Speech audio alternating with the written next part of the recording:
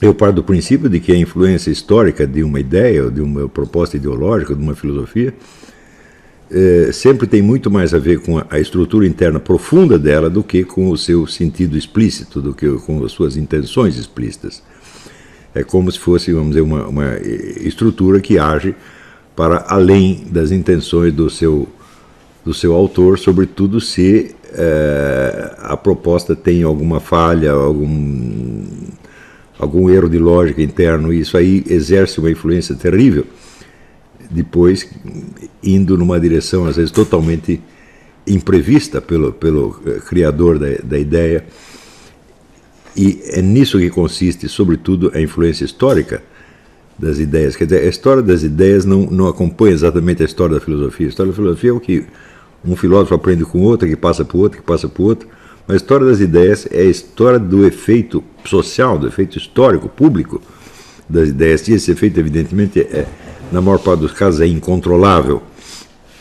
Então, às vezes basta uma pequena imprecisão na estrutura interna de uma ideia para que ela acabe produzindo os resultados mais extravagantes e imprevistos possíveis.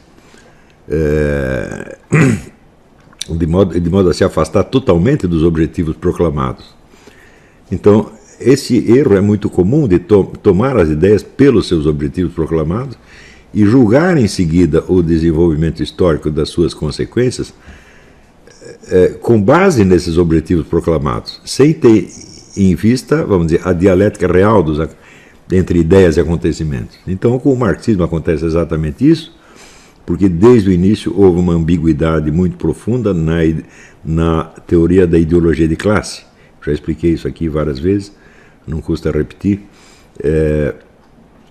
Karl Marx diz que cada classe tem a sua ideologia e que a posição de classe do indivíduo determina mais ou menos a sua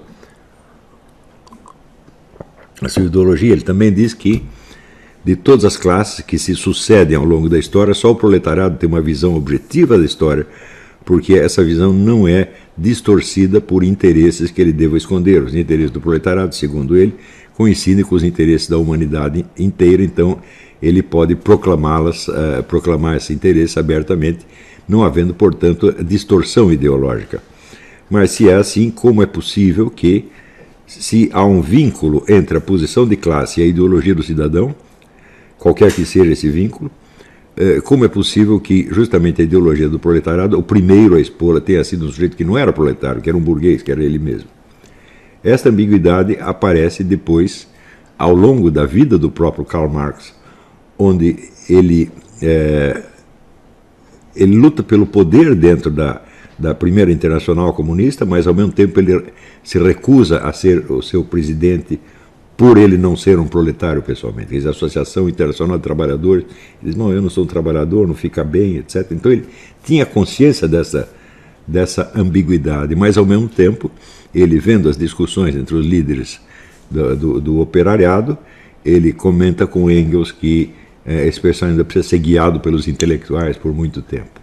Então tem esta ambiguidade, quer dizer, a posição de classe do sujeito determina a sua ideologia e, portanto, o porta-voz ideológico do proletariado é um proletário, ou qualquer um pode livremente aderir à ideologia, aderir ao que ele imagina serem os interesses do proletariado e personificar, então, essa ideologia proletária como ele mesmo fez, ou Lenin fez, ou Trotsky fez, ou praticamente todos os líderes comunistas fizeram, porque se vocês fizerem a história deles todos, o número de operários no meio deles era ínfimo, em geral gente de classe média ou alta.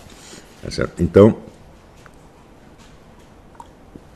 esta ambiguidade da teoria da ideologia, e, portanto, da posição dos intelectuais dentro do movimento operário, isso determinará, assim, 90% do curso das coisas no mundo comunista, onde uma elite intelectual sempre terá o comando da coisa e os proletários ficarão numa posição subordinada. Isto quando não acontece, como o próprio Lenin percebeu, que ele não tinha um proletariado suficiente para fazer uma revolução, ele tinha que fazer a revolução primeiro e criar o proletariado depois. Quer dizer, então aí a teoria já estava virada todo do avesso, tá certo? E ela estava de fato exercendo uma influência que era oposta daquela que ele pretendia, que era criar a Revolução Proletária. Tá certo? Então essa foi a primeira parte da história.